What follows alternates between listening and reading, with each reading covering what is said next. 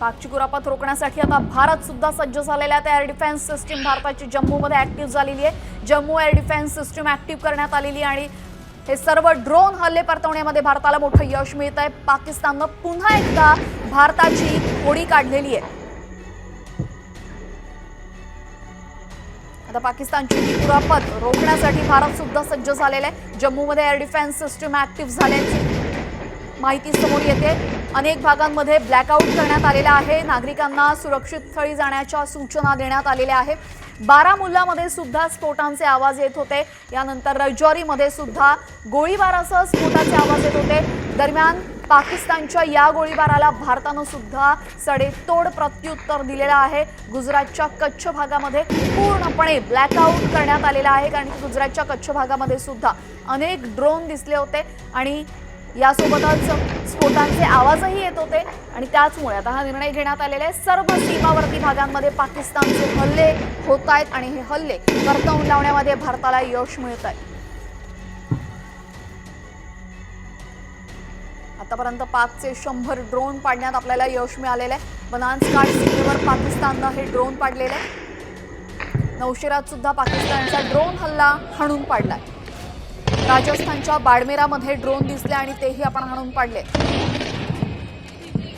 श्रीनगर विमानतळाजवळ स्फोटांचे आवाज सुरू झालेले आहेत, त्यामुळे प्रवाशांना सुरक्षित ठिकाणी नेण्यात आलेले आहे।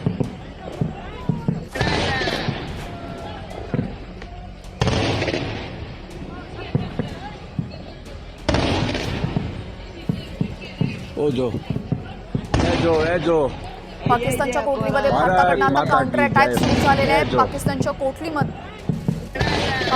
कोटलीमध्ये भारताकडनं काउंटर अटॅक आता सुरू झालेला आहे, कारण की याच कोटलीमधून गोळीबार सुरू झाला होता आणि आता या ठिकाणी भारत सुद्धा चोख प्रत्युत्तर देत आहे।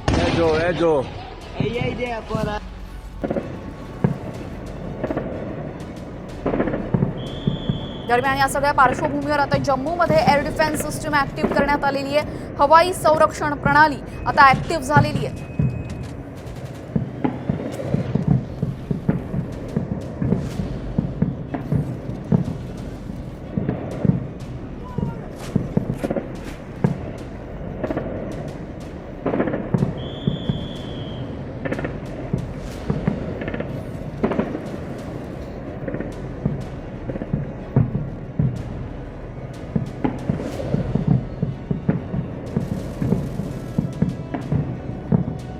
अनेक ठिकाणी सायरनचे आवाज सुरू झालेले आहेत। आपण पाहतोय सांबा सेक्टरमध्ये स्फोटांचे आवाज येत आहेत।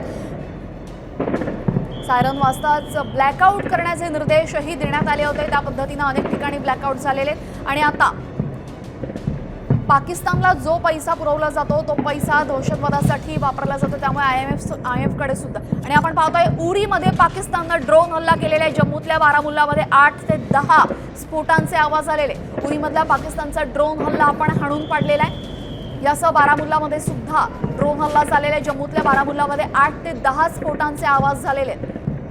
उरीमध्ये जो पाकिस्ताननं ड्रोन हल्ला केलेला आहे तो हाणून पाडण्यात आपल्याला यश आलेलं आहे। जम्मू काश्मीरमध्ये आपण पाहतोय जम्मू काश्मीरमध्ये अत्यंत वेगवान अशा घडामोडी घडत आहेत। जम्मू काश्मीरमध्ये पुन्हा एकदा कालसारखाच ड्रोन अटॅक यावेळेस त्यांच्याकडनं करण्यात आलेला आहे आणि अशा पद्धतीने ड्रोन अटॅक वारंवार करणं याचा अर्थ युद्धाची खुमखुमी मात्र पाकिस्तानमध्ये आहे आणि त्याचमुळे आता जम्मूमध्ये एअर डिफेन्स सिस्टीम आपण ऍक्टिव्ह केलेली आहे। त्यामुळे पाकची कुरापत रोखण्यासाठी भारत सुद्धा सज्ज झालाय।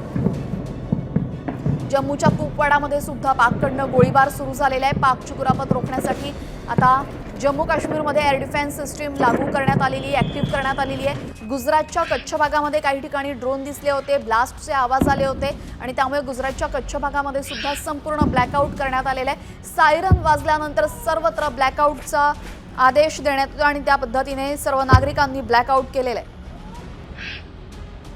पाकिस्ताननं काल रात्री नियंत्रण रेषा आणि आंतरराष्ट्रीय सीमेसह अनेक ठिकाणी ड्रोन हल्ले केले होते आणि अशाच पद्धतीने आता पुन्हा एकदा त्यांचे ड्रोन हल्ले सुरू झालेले आहेत। दरम्यान भारताकडनं सुद्धा भारतीय सैन्याच्या एअर डिफेन्स युनिट्सने काउंटर ड्रोन ऑपरेशनमध्ये अनेक ड्रोन्स त्यांचे पाडले होते। कालही आणि आजही काउंटर ड्रोन ऑपरेशन सुरू झालेले आहे। एअर डिफेन्स सिस्टीम आता ऍक्टिव्ह झालेली आहे आणि त्यानुसार अनेक पाकिस्तानचे ड्रोन पाडण्यात यश मिळतंय।